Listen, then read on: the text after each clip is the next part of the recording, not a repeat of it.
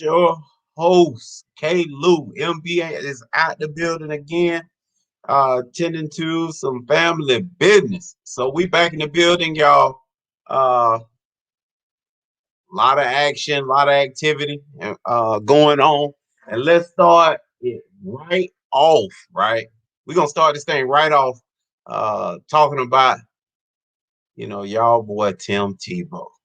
So he's been signed now, and of course, all the sports talk shows, podcasts, you name it, they screaming about it. Um, Talking about, can he play the quarterback position? Can he, well, excuse me, sorry, can he transition to the tight end position and play it effectively? Think it's think it's widely known he's not truly going to be a tight end, but a guy that's moved, And here's the truth, you guys. There's no real traditional tight end anymore. You may have a couple on different teams, but uh, by far, they're all H backs, man. I mean, Kelsey off in what is it? Y'all help me out. Kansas City. Kelsey out in Kansas City is one of those guys that's playing basically wide receiver. So that position, is a H back like position in which nowadays the tight end moves all over the field. He's in the backfield. He's standing next to the quarterback in shotgun. He's out splitting the slot. And traditionally, he's a ton of places. We got Coach in the building, man. Coach Morton snuck in here. So we'll move away from football and jump right into basketball. What's going on, Coach? I'm doing well, Clue, man. Sorry, man. I was having some technical difficulties getting Oh, clued no in. worries. How you No been? worries. I just wanted to. I was like, hey, I'm gonna start off with some football till you get here. Yeah, no. I was. It was a little different link to get in this time. I'm good. I got in there. Yeah, Yeah. yeah, I definitely. So uh, I was talking a little bit about Tebow, and he's so polarizing, Coach. I know you know something about him. What you got on Tebow and his signing? Oh, Clo- he, he, Uh, he he did he did he did he did make the team. oh, it's man, they ain't signing for nothing Yeah. Well, I mean, I already. think I think the one thing that the head coach said about him is he's a person that's going to come in and help get the locker room in order. I mean, just through his work ethic, how he attacks things. He's bringing that winning culture. So I mean, if he can have that kind of impact on the group, I think is a heck of a signing. Now the question is going to be, is he going to be a mainstay in terms of a player? Is he going to really play a lot? Because I never really known a Right, guy that's not one of the best players to have that control, especially at the professional level in that locker room. right, And I don't right. know. I mean, that's yet to be seen. They're moving over to tight end, correct? Yes, that's So correct. so the question is going to be, well, I will say this. I will say this. I'm not going to take anything away from football, but I've coached a couple of kids in basketball who's had no experience in football whatsoever. I mean, Tebow played quarterback. He's played football his whole life. And these guys, I mean, Jimmy Graham is the one that sticks out in my mind. Right, He never played football, ever, right, ever. I mean, he never played football until he played that 1 year at Miami, and then he went on and played with the Saints, and the rest is history. But right, and there's another kid I coached in Miami, Eric Swoop, who never played football, who went straight to the NFL for the right. Indianapolis Colts. So, I know he's never played tight end, but I just named two guys that never even played football that were 8-1, and Jimmy Graham is kind of done at a pretty high level. Um, so it's going to be interesting to see, can he make that transition, and what kind of impact is he going to have on the actual field, so he can Right. actually have that voice in the locker. I just think it's going to be hard if he's not one of the main guys to try to have a voice in the locker room. So, Coach, I know you spend a whole lot of time and majority of your time with collegiate sports. Mm-hmm. But I'm gonna throw this at you. Throw Mm-hmm. throw throw on your professional hat and get out of the coach's office and go into the front office. Mm-hmm. Why are you signing him? Um, to mesmerize the locker room, culture. You're trying to you want. I mean, Now you in the help. front office now. No, I'm the front. I'm telling you. Okay. You're gonna have a lot of money invested in your quarterback. I mean, he's number one pick overall, correct? The kid from Clemson. Correct. Right. Yes. So yes. if he can have some type of impact on him in terms of being a pro, how you need to work, because all these things we know he's gonna do. I mean, he's a hard worker. He's about the team. He's gonna bring a certain level of grit and how you have to approach the game every day as a pro. And if he can kind of mesmerize a couple of the young guys, being your number one pick overall, your quarterback, he's worth his weight in gold. But the thing that's going to be a little tricky with him is if he's not one of the main players, how is he going to really mesmerize that locker room and get the whole group to follow him? Oh, Coach, that's beautiful. You didn't keep on you couldn't put your coach hat down, man. You refused to do it. You gonna talk about the locker room because you're a coach. Right now, the guy's been away from football 9 years? 8. It's been so long. 8 years. Yeah. It's been think about what you're saying now. He's been away from football 8 years, and they're saying how great of a shape he's in, and he's running great. And that might be the case. I mean, I'm sure he works out, but he hasn't played football at any level in 8 years. And now you want him to go out there at the highest level and perform, and not only that, play a different position he's never played before. I mean, it's one thing if he's playing quarterback, but he's never played tight end. I don't think. Maybe he has. I don't know. He hasn't. Okay. You hear Coach? You ain't said nothing wrong. Everything you said has been 100% correct. Yeah. But I tried to help you, and I threw on the screen. Bo had you the whole time. Yeah. But hey, our man Bo came in there and let you know what it's about. So let me go ahead and give Bo, a hand clap, and I'm finna support him. One day after the Jacksonville Jaguars officially signed Tim Tebow as their tight end, the former Florida quarterback, Heisman Trophy winners, number 85 jersey. You hear me? Number 85 jersey was among the top selling items Friday morning. There it is. Both tried to help you, baby. Well, right now he's a good signee because he's making the franchise money. So there you go. And I tried to put you in the front office. You wouldn't go there with me. Bo went on ahead and told you what it's about. Well, no, it's about money. Well, he's from Jacksonville. Didn't he play high school football? Go. I mean, so he's I tried to get you to take that coaching hat off. You just couldn't do it. He's a legend, and I know when you're talking about pro football, what trumps everything is the dollars and cents. Butts and seats, baby. So if you could put the people in the seats and make the money and get the ticket sales and bottom of the NFL in attendance, Coach. Bottom. Well, they won't be next year. Coach, now you got your GM hat on. Yeah, they won't be next year. Hey, now you CEO bound. Yeah, they won't be next year. They're gonna find a way to get that thing going next year. Hey, but so I just wanted to throw that out there with you, throw that at you.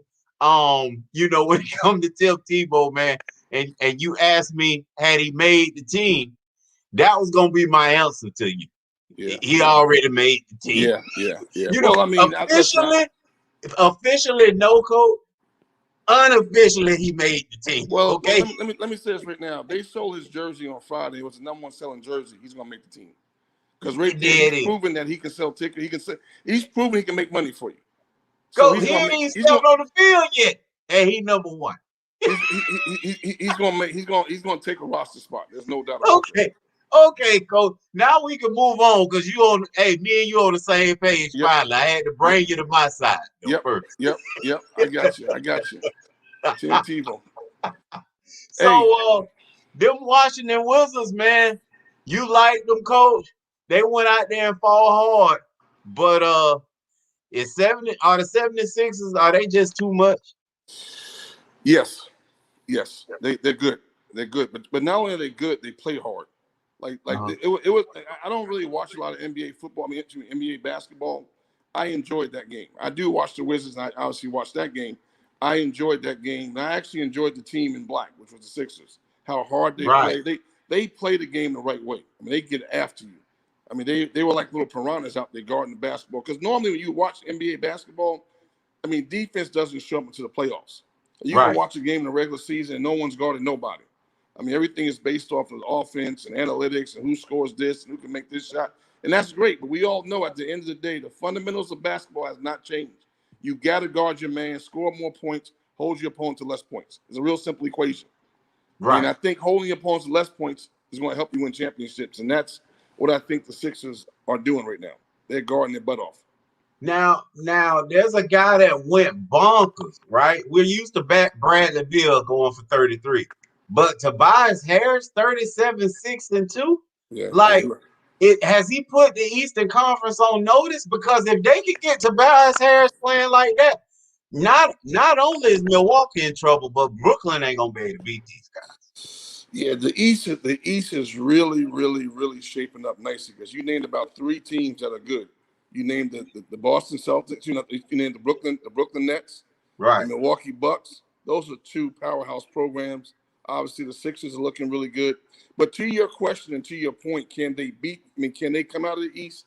I still think Brooklyn's come out of the East. I mean, I still think Brooklyn has the best team, the best roster, the best collection of talent, and that team is actually built for a championship run. But what my question is if Tobias Harris if he can play like this. No, so your question, if Tobias Harris steps his game up how he played last night, can they beat the Brooklyn Nets? Right. My question would be no. Oh, my answer would be no. My answer would be no. I still think the Brooklyn Nets are built to make a championship run. But they can't guard anybody. So just like you just told us what it was about. Yep. And you mentioned hold opponents and you score. Okay, so the 76ers are capable of holding their opponents. Mm-hmm. Now, will they shut Brooklyn down? Obviously not. But can they hold them below their averages? Right. I think they will. So my thing is if then you switch to Tobias Harris and you're getting that kind of production, 28 or more, I say 25 or more, then he matches one of their big 3. Yeah. So he nullifies one of them. Yep. And I think from there, wow, I think they're in trouble if he can play like this. Now, can he play like this? Probably should have been my question. Yeah. Well, yes, you're 100% correct. The Brooklyn Nets are not guarding. If you watch them play, they don't guard at a championship level. And obviously, you watched the Sixers last night.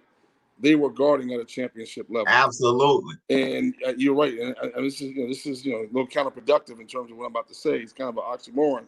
So I did say that playing defense is a big key to winning the championship. Right. And the Nets are not probably the best defensive team out there. I just still think that roster is built to make a championship run now. I mean now. They have all the pieces. They got 2 guys in their team, or maybe more. I know 2 starters for sure that have championship pedigree. Not just getting there, but winning championships and helping their team mainstays of winning championships. And obviously Harden, who's, you talk about defense, probably on the worst end of the stick because he's the worst defender out there. But he definitely has pedigree to make a run deep in this thing. See, I'm gonna argue with you, Coach, and say they don't have the roster. And I'm gonna say KD is the problem with that because I think they only have the roster if you telling me KD gonna play stretch 4 for him. Can he make the same sacrifice that Anthony Davis does in the playoffs? And I don't think he will. I think he's a 2-3, and your point guard at the end when you need a really big shot because he gonna get the ball and whether James Harden or Kyrie bring it down, they gonna then turn it to him and give it to him and move out the way. Mm-hmm. Type of deal. So I'm thinking if he could play a true stretch 4 where you can depend on him to make plays on the defensive side of the ball. Yep. I'm with you, Coach. But I see too many holes there, and they're a super top-heavy squad that we're looking for them to be able to bring who off the bench. You know what I'm saying? Like You look at all the teams we're speaking of, and they can go 8, 9 deep into their benches, or they have a rotation that can get their stars minutes, to get their minutes down. Right. I don't think Brooklyn's still trying to figure out. Here we are, in the mix of the playoffs, and they're still trying to figure out who they are. Well, one of the keys, and this is not well, it needs to be onus on Steve Nash as the head coach. One of the keys I've always said with Brooklyn going into the season when they put this team together and they assembled this roster was how are you going to make it all work? Because like you said, James Harden wants to play point, Kyrie wants to play point. Well, who's going to give it themselves? You made a great point. I mean, is Kevin Durant more suited to play a stretch forward as opposed to play? Who is going to give it themselves? That's the question that needs to be asked going forward. Will these guys really, really give them themselves for the better get to win the championship? Because the pieces are there, but it's going to be always based on the fact, can the coach put the pieces in place and make it all work? Right. You know, that's where coaching comes in. I mean, there's not a coach in the NBA that would not want that roster. Absolutely, I ain't gonna turn it down. So there's not a. So I think we're looking at it. I'm not gonna say the wrong way, but the person we need to look at going forward with the Brooklyn Nets is the coaching staff, and how will they put those guys in position to be successful? Okay. You're right; they have holes. We all know that they have holes, but there's people on the other side of the court that they're playing against that know the holes as well. But the one thing they do have is they are by far the most talented team in the East, maybe in the NBA, to be honest with you, not just the East, in terms of their roster. It's top heavy, but their top 7 to 8 is probably better than most others' top 7 to 8. Now we got into a bit of an argument at the end of the show on Monday. On Friday. Sorry, this is Monday, but on Friday, and it was we were speaking of, is this a championship or a bust? And I'm scared to use that word right now. I don't want Kwame coming and putting the whole talking bad about me tomorrow. Right. He might know something about me I don't know about myself. Right. But is a championship a bust? And I agree, but I said there's really no more pressure on them than any of the other teams that were in that position as well. And we've had a lot of them, obviously everybody remembers, more recent history when it was the Heat with LeBron and company, Dwayne Wade, Chris Bosh, when they were down there. And I said, remember, they didn't win. I said, my Lakers, when we assembled the squad, they didn't win. Houston, when they brought Charles Barkley, they didn't win. If you want to say the Clippers just tried to do that, they didn't win. It's what I was trying to argue, Coach, is from your perspective, like you're saying, the coaching and putting all this together and making it fit. That's the issue, not the so much that we don't have enough here to do it. You have enough, but it's tougher getting all that together. So that was my argument. I wouldn't really look at them any worse or any then I've looked at all the other teams that I just called out and named.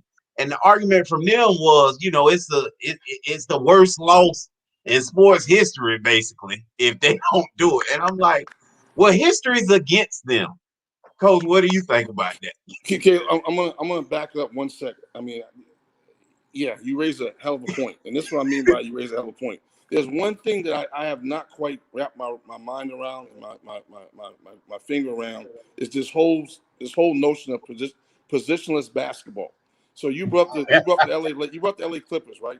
Right. I just don't understand for the life of me how you can invest $43 million in a player and $43 million in another player and they're the same player. But the theory is positionless basketball. See, the LA Clippers have 2 guys that play the same position that both make $40 million a year. To me, that makes no sense. But from the NBA standpoint, is just get the best players and play positionless basketball. Well, I don't think positionless basketball is working.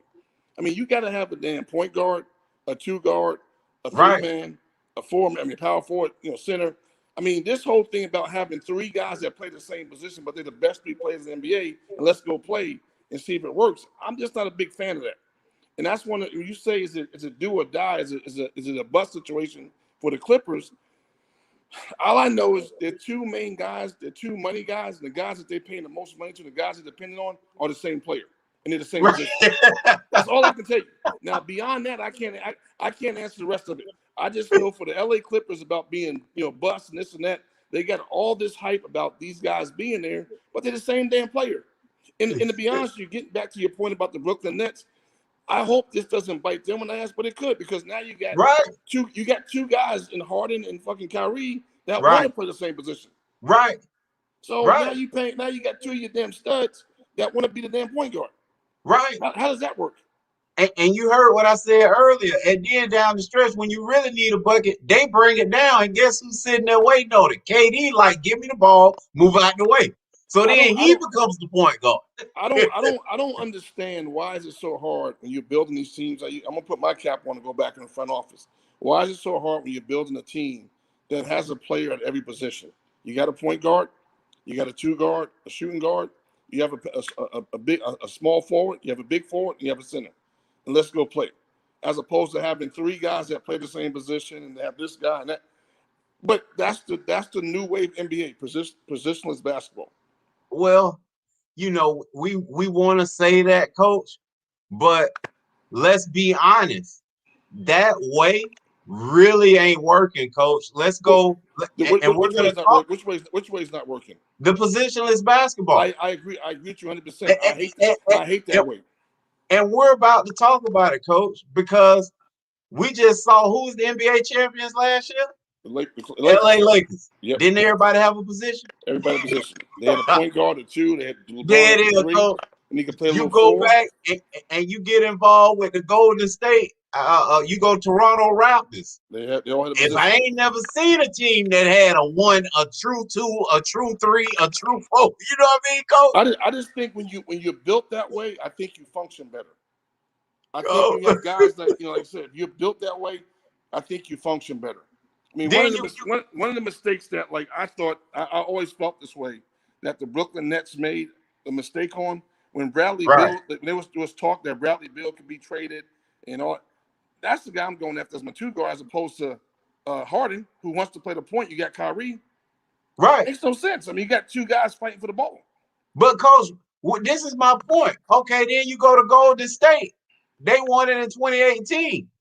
Didn't they have 5 positions? Oh, yeah. And I mean true positions. Yeah. Yeah. They just they did. Now, they played a different style. See, you can't confuse positionless basketball with style of play. The Warriors had all 5 positions filled correctly. They played a unique style with the flow and shooting threes. That's different. They just play a certain style. But they had all 5 guys that fit their position. Okay, they won it twice in a row. Then you go to Cleveland. Same, they got positions. Kyrie was playing a true 2 guard. Yep. Let's not get it twisted. He played a true 2 guard. Again, you may not like who was playing what, but they had 5 positions, real positions. You go to Golden State again, Coach. Then you go to San Antonio in 2014. Then you go to the Heat. 2 years in a row, Coach. This is what I'm trying to make it. See, I'm making you out and showing the people right now that it ain't no such thing as positionless basketball. If you got a team without a positions, I'm gonna show you teams that ain't gonna win the finals. You might be able to make it there, but you're not gonna win it. And I think we just proved it we just went back 6-7 years. So I think a lot of these GMs, these guys that get paid all this money to put these teams together, they need to pay attention to Pat Riley. And what I mean by this, Pat Riley was the first one to do this. The big deal. The Heat was the first one to say the big 3. We got the big. Right. That's when they all start, the big 3. No, Coach, let's not do that. Who to start with? I mean, come on. If you get into the teams, then we go all the way back to Boston. what Boston? Who they? In terms of Bill Russell, them when they had 4 Hall of Famers playing on the same team. but what I'm saying is, like, when Pat Riley, if you want to move it forward, then you go to the other Boston team who put together Ray Allen. That's true. Yeah, that's true. Yeah. That's true. Yeah, yeah. I'm just asking. But Ray Allen was the only one that came. I mean, well, no, was KG and Ray. No, Ray Allen came. But KG. But think about what they did. This is the point I was making about the Heat. What they did was every single guy that was a part of their big 3. Every single person was a part of their big 3. Played a different position. They didn't Correct. do what the Clippers did, where they got a big two, and they were the same position.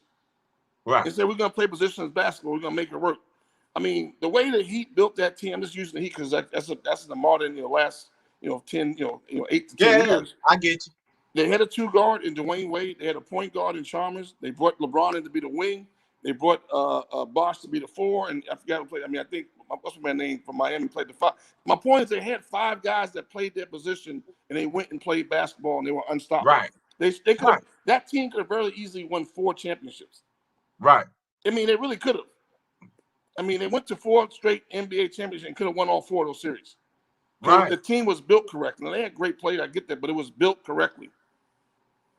It was built correctly. And that was your guy, Udonis Haslem. Udonis Haslem. That's right. Yeah. Played at Florida. Udonis Haslem. Good thing his name. Udonis played the 5, and Bosh played the 4. Him and Joel Anthony, coach. Yep, Remember that? Who's that? Anthony? Joel Anthony. Oh yeah. Remember, they both man that 5 position. No, that team was built correctly. And that team could have very easily won 4 championships in a row. I mean, you need a little luck in this thing. We all know that. You need a little luck. But they went to 4 straight championships. They won 2. They could have definitely won all 4 of them. And Bo, we didn't forget about the Bulls, man. They had no big 3 ever. It was always the big 2. Yeah. That was a big 3. Everybody else was just everybody else was positionless basketball. Yeah. The Bulls. I'm just kidding, Bo, but I want to throw that out there. The Bulls had the big 1. It's called number 23. They had the big 1. Unstoppable, man. Wow. Like Jesus. So then, Coach, we gonna move right along to the Lakers Suns game. Now, a lot of people already online. You okay? You got a little choked up over there. Coach, You okay? A lot of people don't roll us off. I can tell you this. I ain't never seen nobody like in my time. I don't know if it's ever been done, but in my time watching NBA basketball, I ain't never seen nobody go through the playoffs undefeated. So you know the thing that's amazing about broadcasters. I listen to all the commentators today after they got beat. Everyone's out. This is how you win it. This is how you win a series when you're on the road with the Lakers on your road. It's the second game. All you're trying to do is split after those first 2 games. Split. Right. So if they split, they gain home court advantage. Wow. If they can win that game, they will have home court advantage. Right. I mean, everyone in the world's counting them out. I'm like, guys, it's just 1 game. The goal is to go in there. If you're the road team and your goal is to go in there and split. Because if you split, now you're going to have as many home games as the other team. That's you gain home court advantage now. Right, Coach. And then when you look at, immediately after the game, you go to TNT, you bring in Chuck, you bring in Shaq, Kenny, and all of them pointed at the same situation. They pointed at Aiden, and they said, we in trouble if he play like that. Guess who I just said? I said earlier, if Tobias Harris played like that, I said Brooklyn in trouble. Didn't I say the same thing? So what are we trying to say? We're trying to say, dang, we don't know, we don't think, or at least we hope that they can play like that. But likelihood is not they will play like that. Okay, if he ain't been getting you that all year, he ain't just gonna all of a sudden get it. They beat us on the boards. They got tons of second shot opportunities. You gonna coach. I'm not even a basketball coach. You gonna lose games when you get up second, third, fourth shot opportunities. Aiden had 8 offensive rebounds by himself. Right. For putbacks. That's by 16 points, ain't it? You know what I mean? Like, okay, how you make that up? So I'm saying we're gonna do a better job on the glass. That ain't hard. But we made them, they had to fight for shots, for makes. Guess what? Booker, he gonna be himself. Devin Booker gonna be himself. 34, he might have 30 the next game. In the following game, he might hit 36. I don't care about that. But we can't let Aiden, we can't let Chris Paul, who is now, we sure he gonna play, but we don't know if he's gonna be 100%, coach. But it's all the other guys that we can't allow to get big buckets. And if we Right. keep them off the glass, then they ain't getting off. Right. Well, the Suns is definitely one of the feel good stories of the year. And like I said, shout out again to James Jones, the And GM. Monty Williams, Coach Williams was on the Coach, show, Coach, back Coach, in the summer. Yep, Coach Williams. Shout out to my man. I mean, he's from the DMV. Grew up with my man. Great guy. I mean, those guys have done a heck of a job. I mean, all the way around the board, coaching that team, building that team. If you go back and really look, they've done a lot through the draft. I mean, a lot of those guys that you just named, those great players. I mean, not Chris Paul, but Aiden and Booker. Those guys Cam were drafted. Johnson. Those guys were drafted. Yeah. So that's a tribute to that franchise, that organization, that management group. They've done a great job of developing those guys and making them better. But I still think, with all that being said, that team is not built right now to beat the LA Lakers. They're not built. Yeah, not right now. But I'm telling you, they are moving in a great direction. If they get lucky and get one more, I'm talking about like going forward, not right now, but going forward. Obviously, Chris Paul was a heck of a pickup in the offseason this year. If they can get one more pickup that way in the offseason going forward, I think they will be a team to be reckoned with in the West. In the West. Oh, definitely, Coach. But you got to throw Chris Paul in that mix. He was the biggest difference maker when you talk about the difference between them last year and this year. What do you do with him? I think it's an even bigger question. But if you look at Lonzo jumped in here. You gotta go find Rondo. Oh yeah, Lonzo Highsmith jumped in here and said, "Well, when you're big, Davis takes more jump shots than most guards," and he's right about that. I felt like that Anthony Davis did a terrible job of not making them pay in the paint. When we are at our best, they got the double and triple team. And he has to get buckets early. And we got to do a better job. He got to go straight to that block. We got to get it to him and let him eat. And I mean, take shots even if they ain't on. But you want him to take shots down there. That way they have to respond, and that's how we'll get everybody else involved. But you got to start now. Cole, I might have to sit on your bench, man. I'm starting to believe myself. It sounded look good. No, the Lakers, I think, are going to be there. I mean, when it's all said and done, they're going to be there. I agree with you. Anthony Davis has to do a better job of establishing himself on the low block and getting some stuff going, so that he does attract some double teams, get some guys some easier shots. But this is a different team than it was last year. Obviously, I was teasing about Rondo. Where's Rondo at? But there's some other pieces that got to kind of step it up and feel their way through this thing. I mean, obviously having a guy like Rondo, what do you call him, playoff Rondo? Having playoff Rondo. That's it. Yeah, that helps you. But they're gonna figure it out. You got the king. The king is the king. I mean, you have to dethrone him. He hasn't been dethroned yet. What has happened to this point? He lost one game. He hasn't been dethroned. He lost the game. So everybody got to calm down. They lost one game, but the reality of it is, if they can find a way to win this next one, they gain home court advantage, and they would have actually done their job. When they left from LA to go to Phoenix for this road trip, their goal was to obviously want to win two, but their goal was, we got to find a way to win one. We got to leave there 1-1. Because if we do that, we gain home court advantage back. The key is, you don't want to lose two, but you got to find a way to win one.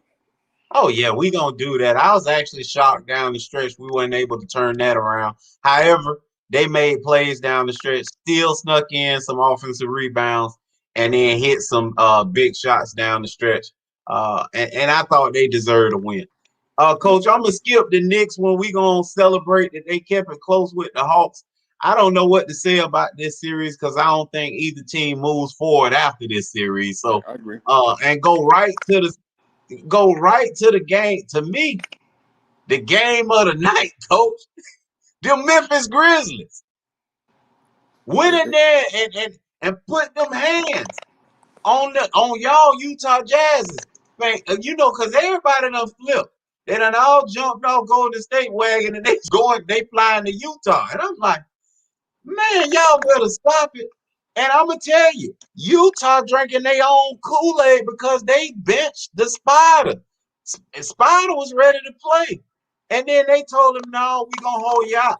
Utah believed they was going to run through these boys. Utah thought they could run through these boys from the gate, coach. So that's why they set the spider down. But Dylan Brooks, coach, nobody really carrying this right now. But he pulled out a shotgun and said that right after the game when they interviewed him, he said, I felt like the two guys they had guard me couldn't guard me, coach. And he hit 31-7 and 2 assists. He gave them bulletin board material and doesn't care. He know he got to see them again, but he's so confident that he was playing against trash, coach, that he going right back at him. And that's not their guy. We know who their guy is. But the interesting part about this, I haven't watched him play a whole lot. I mean, John Morant played the league I coach in. I mean, he's one of our rival teams, and everyone says John Morant is the guy for him. But Kenny Smith on TNT before I think it was I was just listening to the commentating, the pregame show. He made a comment about Booker, saying he is actually the dude. He is the dude on that team. Now, John Morant, I mean, obviously we know, but they say, I mean, he is, I mean, when he steps it up, like you said, when he steps it up, they're a whole nother animal. And he's been stepping up there lately. He's been stepping it up. Wow. Well, yeah. When I tell you, hey, coach, John Morant sets the table up, and you played in this league. To me, he seems very content going out there and dropping 10, 12, 15 dimes. He can do it all, man. He's a different kind of superstar. I think he's more in the Chris Paul mode, more in the Jay Kidd mode, coach. Yep. When you're talking about superstars, because he's a guy who can who really is very content in being a floor general and getting excited about you dropping buckets. So I think go ahead, coach. The thing about Morant that was really interesting, just like I said, I have not watched the Grizzlies play a whole lot this year. And I'm just basing it all off the commentators, TNT commentating about the game. And one of the things they were talking about was John Morant's inability to shoot the basketball, how you can drop off him and not shoot the basketball. And the thing about John Morant, he's a gamer. And I watched the first couple of minutes of that game, and they were backing off him. He banged 3 threes to start the game. Right. I mean, so my point is that's a person who's a gamer. Yeah, he might not be a great shooter, but he knows the importance of what's going on for this game. They're not guarding him. I'm going to make these shots. I mean, he is proving that in his, he rookie of the year and what he's done this year. He's starting to prove to everybody that, hey, when the game is on the line, you can count on me. You can count on me. So they got a special one in him, that's for sure. But but they got a good little nucleus down there in Memphis. Well, yeah. Well, I'm excited about this series now. I'm gonna tell it to y'all straight. Yeah. I didn't know if they would be able to do it. I was so caught up on the matchup, like everybody else was thinking the Golden State Warriors would be playing this game. And boy, what a series it could be. Yeah. But now, we acting like the team that did beat them, coach, don't deserve to be there. They deserve to be there. And I think they showing improving it to us. We got Coach Laser coming on here, coach, to talk a little bit of baseball, coach. We appreciate you. I appreciate you. Hey, Lou, my man, appreciate you, brother. All right, have a good night. The late come on, man. I was trying to navigate, get on this thing. Oh, don't worry about it. We appreciate you stopping. Good talk to you. Okay, buddy. All right. Okay, bye. Yeah, Coach Laser, where he live, he at the house. We see beautiful skies on top of him, and no, he at that ball field, baby. He getting it in. What's going on, Coach? K. Lou, how you doing? I'm good. What ages you got out there today? It's really hard to hear, K. Lou. Oh, okay. I don't know if I can do anything different. You're frozen on me. Yeah, I think it's what maybe you have a bad signal or something a little bit. I can hear you fine though. Okay. Well, let's jump right in. Everything's going well for you and your family, K. Lou. Everything's going well. We got a 5-week-old baby girl. She stuck in there through COVID.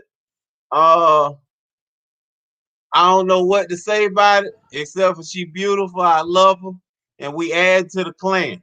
Good job. So Congratulations. thank you. Let's jump right into it. It's a little controversy in the MLB, baby. I want to talk to you about both stories. Let's go to the first one. The Twins, Tyler Duffy, suspended about the let me see. Twins are RHP Tyler Duffy suspended 3 games for throwing behind Yerman Mercedes after controversial home run. So talk to me about the unspoken rule that you can get suspended off of, Coach. Oh, we lost him. We lost him. We surely need to lose him now. Cause I don't. Hey, listen. Okay, he ain't go back. Coach, tell us about this unspoken rule that you can K-Lou, you keep going. tell. Tell me about this I unspoken rule. can't hear you at all. Oh, okay. I don't know what to say. Talk to us about the 2 stories that I sent you.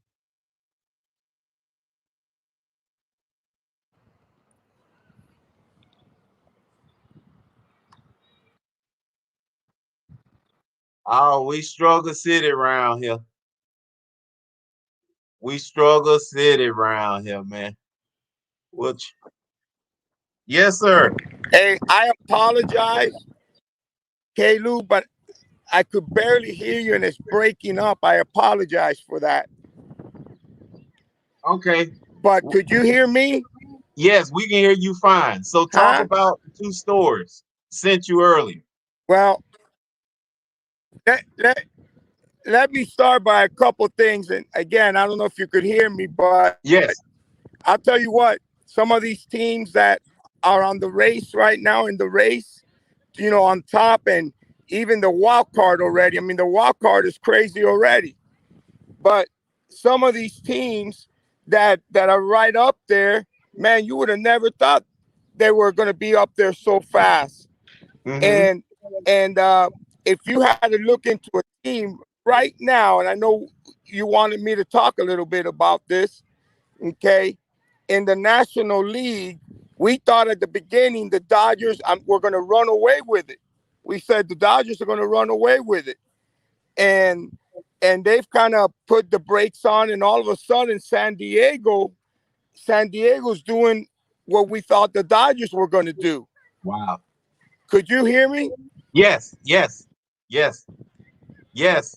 We hear you loud and clear. Okay, and San Diego now, San Diego's doing what we thought the Dodgers were going to do, and the reason, and we talked a little bit about this about 2 or 3 weeks ago when the season started, San Diego's got some pitching.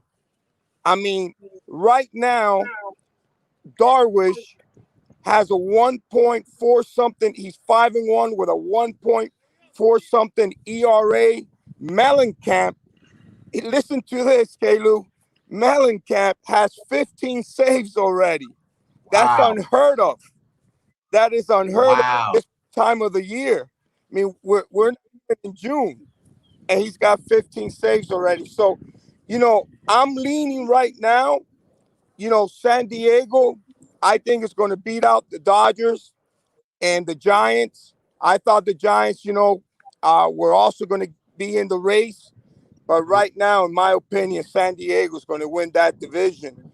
Um, in the Central, and I don't know if you want me to talk about all this, Yeah, but in yeah. the Central, you got some good teams out there. St. Louis is doing a good job.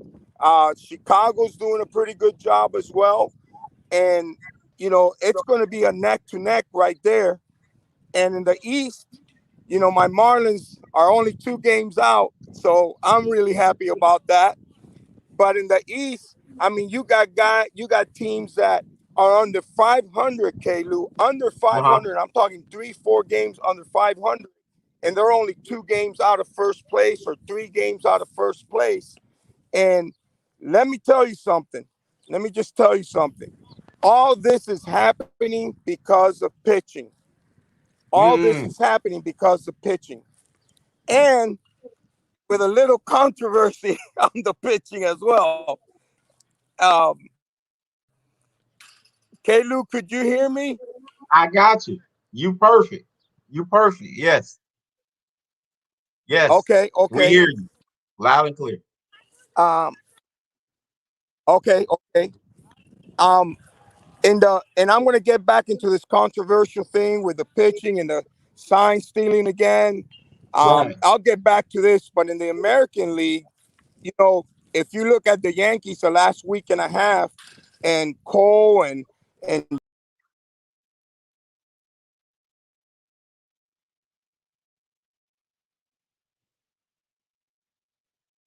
Oh, we trying to bow with him, y'all. We trying to bow with him. He was giving, hey, he was giving good knowledge.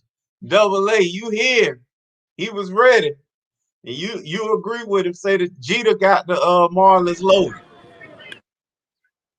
All right, you was talking about the American. You hear me, Coach Laser? We hear the kids better. We heard Coach. They were talking about running base. I think he said he was running sideline to baseline, baby. Oh man, we'll get one more shot, y'all, and then see if if some okay. Uh let's see.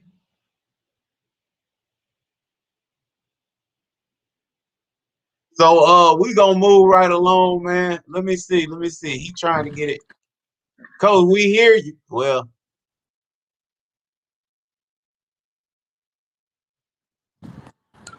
I can barely go hear ahead, you, Coach. man. I apologize. Go ahead. Go ahead.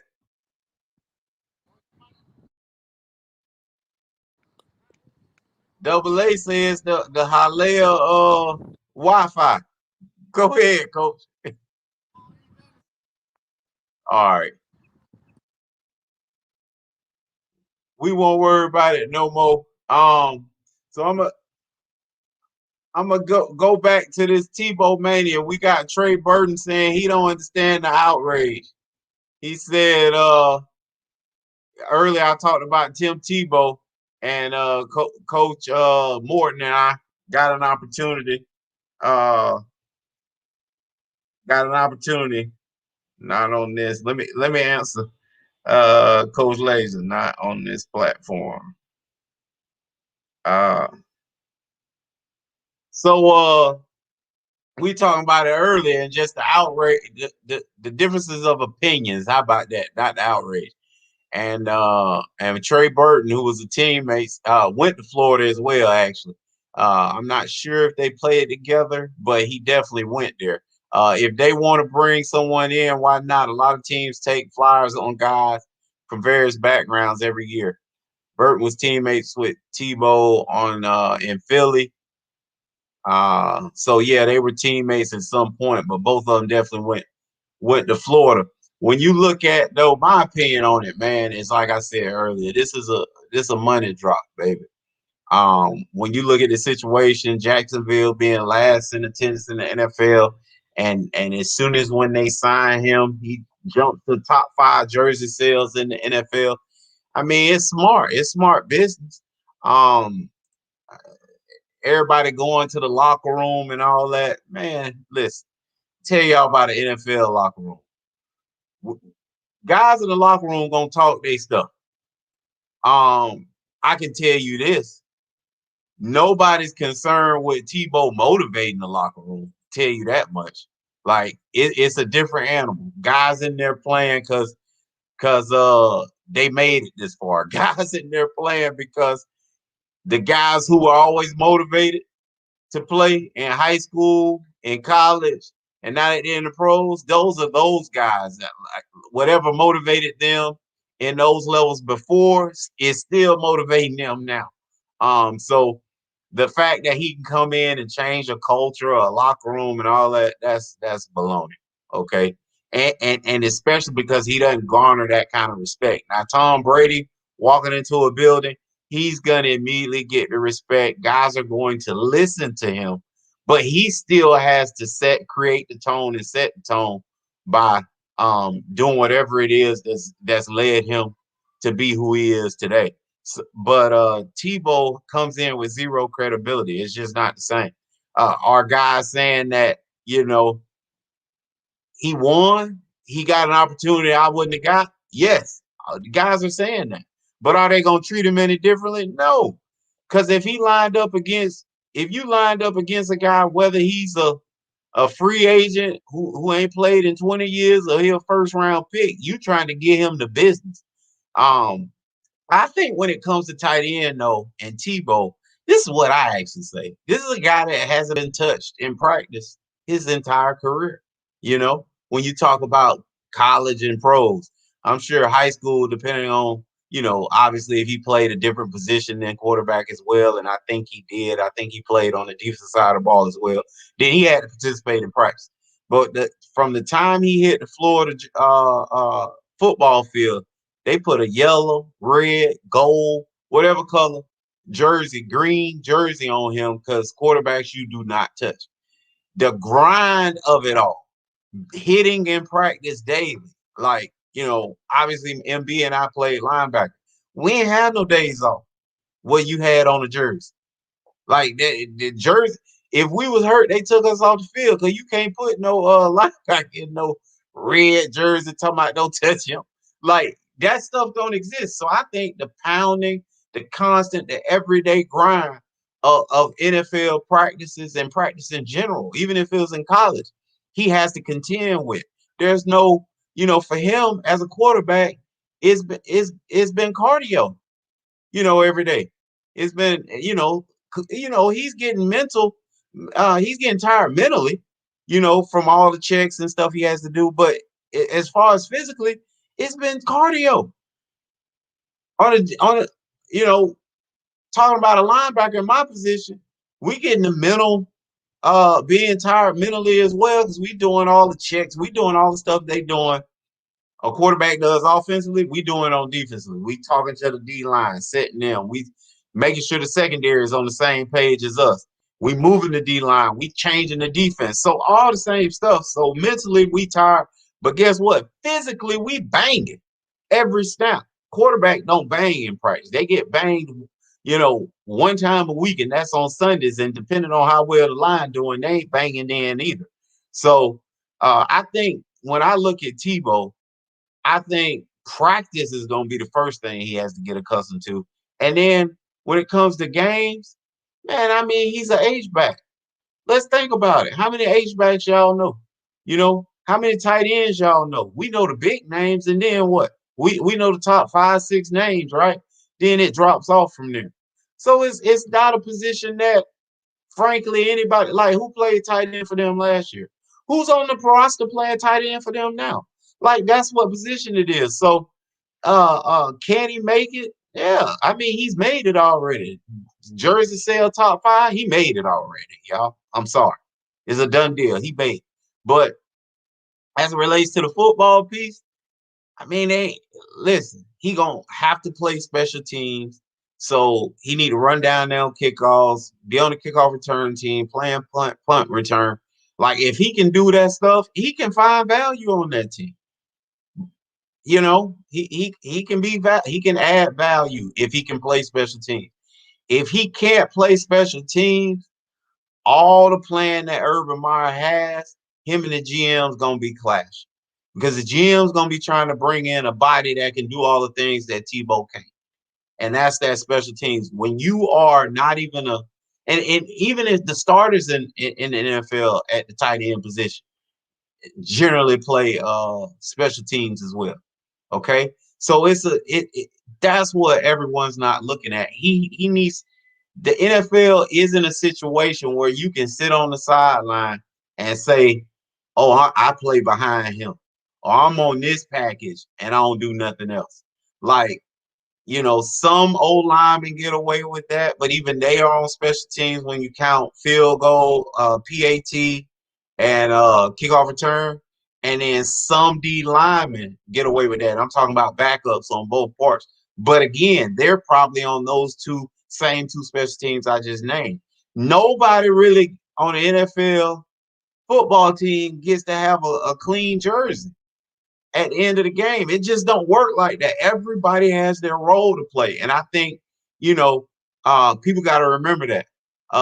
Lou, what's up, baby? I want to see how he is going to pick up blitz packages and having to go one-on-one with outside linebackers and defensive ends. So, Lou, I'm going to be honest with you. Most teams try their best. They don't even care if it's Tony Gonzalez, Shannon Sharp, or any other, Isaac Newsom, any other Hall of Fame tight end. They are not trying to put their tight end one-on-one with any of the guys you name. Outside linebackers, DN, that's cake.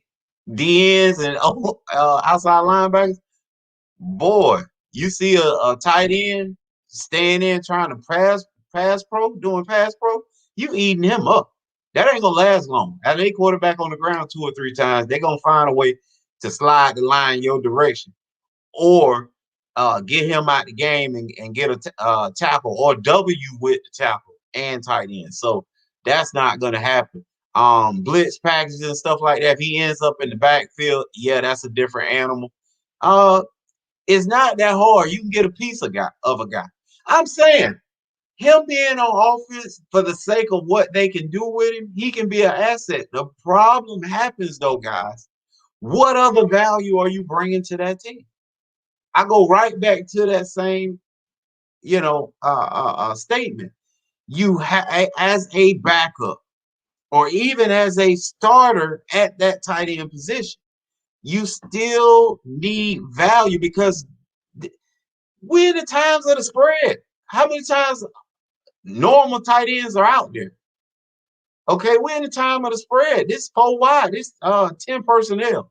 Okay, this 11 personnel is for the teams with really, really good tight ends when it's 11 personnel. Okay, so let's not, what they football part, what they can ask him to do, he can do. But can he do special teams? Can he run down there and make plays on that kickoff? Can he get a block? Those are the things that when it really is said and done, with guys like myself coming in at undrafted rookie free agents, you have to do in order to make that ball club.